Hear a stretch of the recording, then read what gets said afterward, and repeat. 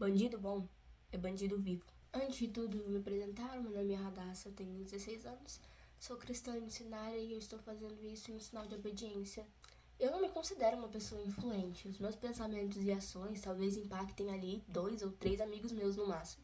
Mas o que eu tenho para dizer hoje é uma mensagem à igreja, um questionamento. Quem somos nós para julgar se alguém é merecedor da salvação ou não? Eu deixo claro que, como cristã, eu reprovo toda e qualquer atividade criminosa. Todo mundo conhece aquela frase, bandido bom é bandido morto.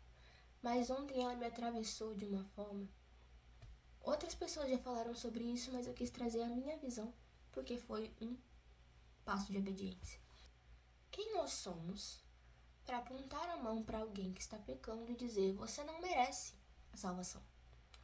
Você é digno de nada. Você merece ir para o inferno. É isso que nós dizemos quando nós falamos que um bandido bom é um bandido morto. Por quê? Se a pessoa morre em pecado, ela não é digna do céu, porque ela não foi salva.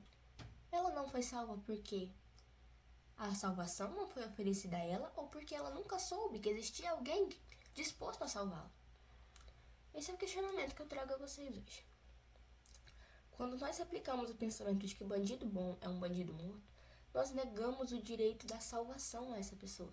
Porque nós queremos que ela seja morta para que ela pague pelos seus pecados, certo?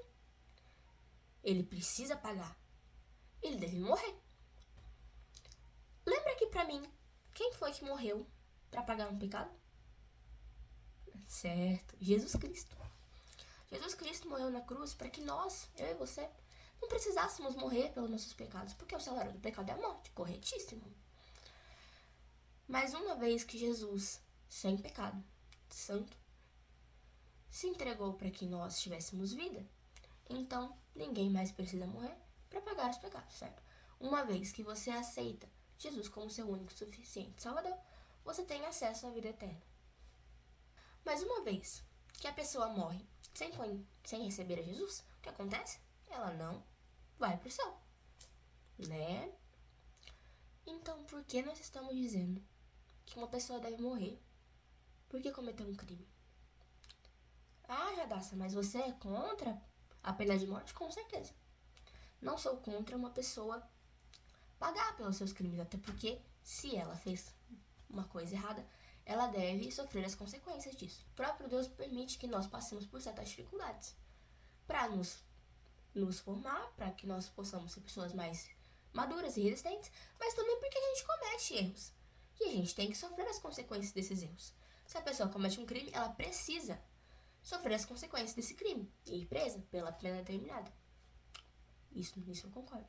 Mas a pessoa não precisa, não deve morrer porque ela cometeu algum crime. Porque o próprio Jesus fez isso por nós. É inutilizar o sacrifício da cruz dizer que alguém precisa morrer para pagar por um crime. É negar o direito à graça. E nós não somos ninguém para fazer isso.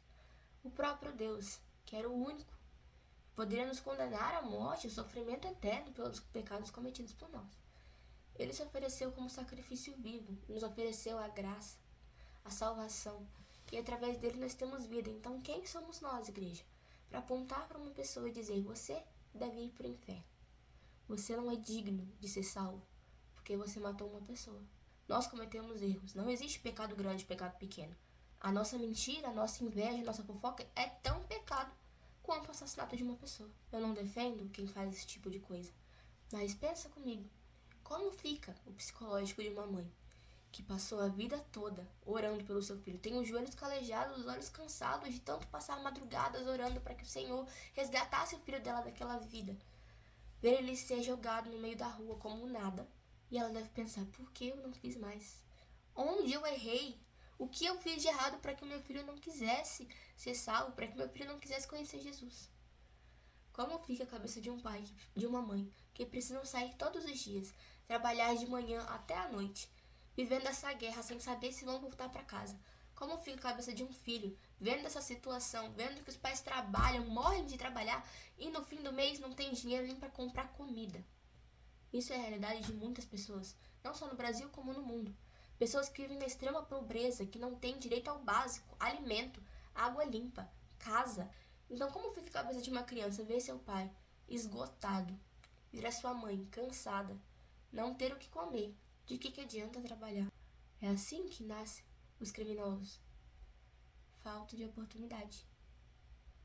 Grande parte das pessoas que estão envolvidas no crime só entram para essa vida porque não vem mais outra oportunidade. Esse é um jeito de manter a sua família segura e suprida das necessidades básicas de um ser humano, porque é a única saída que eles conhecem, é a única realidade que eles conhecem. Então, o que eu e você estamos fazendo?